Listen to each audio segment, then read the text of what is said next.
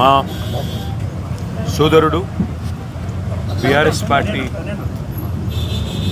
Social media convener, అదేవిధంగా తెలంగాణ ఉద్యమంలో క్రియాశీలంగా పనిచేసిన విద్యార్థి నాయకుడు, Telangana state mineral development corporation మాజీ అధ్యక్షుడు సోదరుడు మన్నె క్రిషాంక్ గారిని ఒక ఫ్రివలస్ కేసులో, అంటే ఒక పనికిమాలిన కేసులో చేయని తప్పుకు ఇవాళ అరెస్టు చేసి ఈ రాష్ట్ర ప్రభుత్వం గత వారం రోజులుగా వేధిస్తూ ఉన్నది.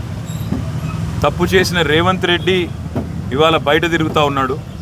ఫోర్జరీ చేసి ఉస్మానియా చీఫ్ వార్డెన్ యొక్క లెటర్ను ఫోర్జరీ చేసిన క్రిమినల్ ఏమో ఈ రాష్ట్రానికి ముఖ్యమంత్రి, కానీ అసలు నోటీస్ని బయటపెట్టిన క్రిషాంక్నేమో ఈరోజు చెంచల్గూడ జైల్లో పెట్టినారు.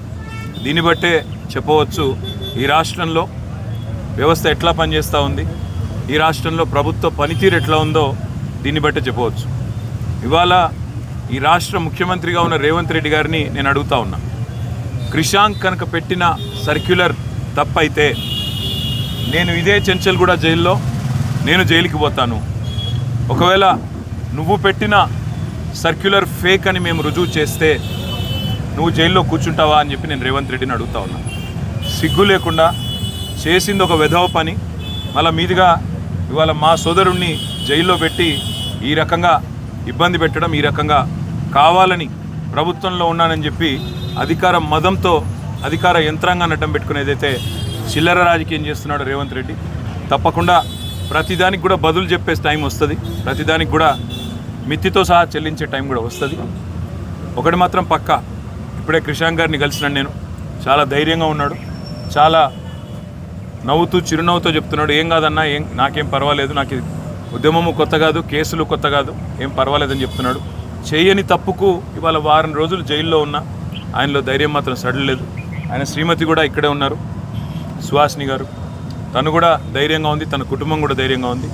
నేను ఈ ప్రభుత్వాన్ని నేను డిమాండ్ చేస్తూ ఉన్నా, చేసిన వెధవ పనికి ఇప్పటికైనా క్షమాపణ చెప్పి వెంటనే క్రిషాంక్ని విడుదల చేయండి.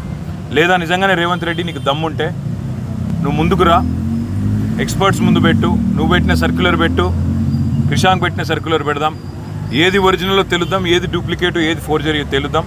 ఆ తర్వాత ఎవరు చెంచల్గూడలో కూర్చోవాలో కూడా తెలుద్దామని చెప్పి కూడా నేను రాష్ట్ర ముఖ్యమంత్రిని, ఈ రాష్ట్ర ప్రభుత్వాన్ని డిమాండ్ చేస్తూ ఉన్నా. ఇకనైనా బుద్ధి తెచ్చుకొని, ఇకనైనా సిగ్గు తెచ్చుకొని, చేసిన తప్పును సరిదిద్దుకొని మరి వెంటనే క్రిషాంక్ని విడుదల చేయాలని చెప్పి కూడా నేను డిమాండ్ చేస్తాను. Thank you.